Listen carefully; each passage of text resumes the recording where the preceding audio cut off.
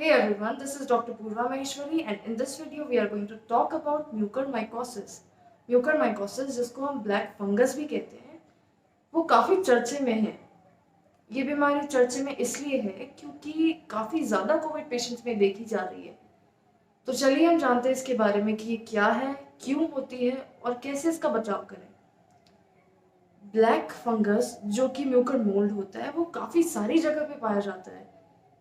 मिट्टी के अंदर, पेड़ पौधों पर, सड़ी हुई वेजिटेबल्स, फ्रूट्स में काफ़ी जगह पे पाया जाता है। इवन ये यूबिक्विटस होता है, मतलब कि ये एक ही टाइम पे काफ़ी सारी जगह पे पाया जाता है। ये ह्यूमन आइज में, नोज में नेचुरली प्रेजेंट होता है। तो ये आखिर होता किस में है, इसका शिकार कौन होते हैं? इसके जो दो ट्रिगरिंग फैक्टर्स हैं जो अभी काफ़ी ज़्यादा देखने में आ रहे हैं वो ये हैं कि जो पेशेंट्स कोविड से ठीक होते हैं या फिर जो पेशेंट्स कोविड में चल रहे हैं उनमें एक दवाई दी जाती है, वो है स्टेरॉइड्स। स्टेरॉइड जो दवाई उन्हें दी जाती है वो यूजुअली उनकी लंग्स की जो स्वेलिंग होती है वो कम करती है। बट उस दवाई का एक साइड इफ़ेक्ट भी है, वो ये है कि वो उनकी इम्यूनिटी भी कम करती है। तो इम्यूनिटी कम होने की वजह से जो नेचुरली हमारे वायरस जो प्रेजेंट होते हैं नोज़ में और आइज़ में, वो मल्टीप्लाई करते हैं और वो स्प्रेड हो जाते हैं। तो एक तो ट्रिगरिंग फैक्टर ये है कि स्टेरॉइड देना कोविड पेशेंट्स के अंदर। दूसरा ये कि जो डायबिटिक पेशेंट्स होते हैं उनकी पहले से इम्यूनिटी कम होती है और जब कोरोना हो जाता है तो डबल फैक्टर हो जाता है ये। तो एक दूसरा फैक्टर ये है कि डायबिटीज़ होना पेशेंट्स के अंदर म्यूकोरमाइकोसिस होने के चांसेस बढ़ा देता है। दिसंबर से लेके फरवरी तक के केसेस कुछ अराउंड 58 ही थे, पर इस टाइम पे अगर हम देखें तो केसेस बहुत ज़्यादा बढ़ गए हैं। ये केसेस बढ़ने के कारण अभी समझ में नहीं आए हैं, बट स्टिल अभी इनके बारे में पता किया जा रहा है। जो पेशेंट इस बीमारी का शिकार होते हैं उनमें स्टफी नोज, नाक से खून बहना, आँखों से सूजन होना, आँखों में दर्द होना, आँखों से दिखाई नहीं देता है, या फिर लास्ट स्टेज में तो ऐसा हो जाता है कि उन्हें बिल्कुल ही दिखाई नहीं देता है। और मोस्टली पेशेंट्स उसी लास्ट स्टेज में ही आते हैं। तो वो उस स्टेज में आते हैं जब वो इन्फेक्शन उनकी आँखों में पहुँच चुका होता है। ये आखिर फैलता कैसे है?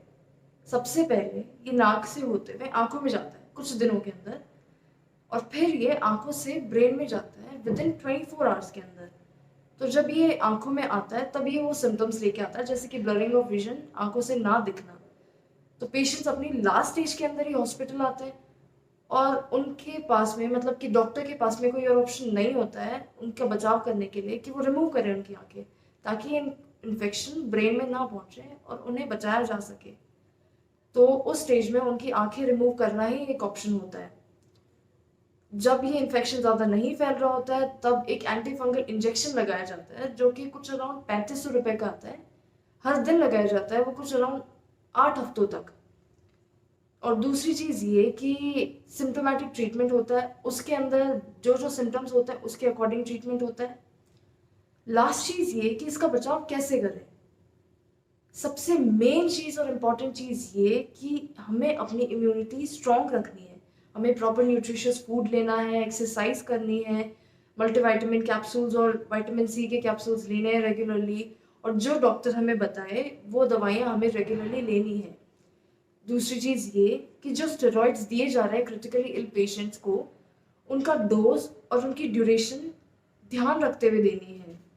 और तीसरी चीज़, लास्ट चीज़ ये, जो डायबिटिक पेशेंट होते हैं उनका रेगुलरली शुगर लेवल मॉनिटर करना है और रेगुलरली उनको शुगर लेवल को मेंटेन रखना है ताकि इम्यूनिटी उनकी कम ना आए और वो इस बीमारी का शिकार ना हो।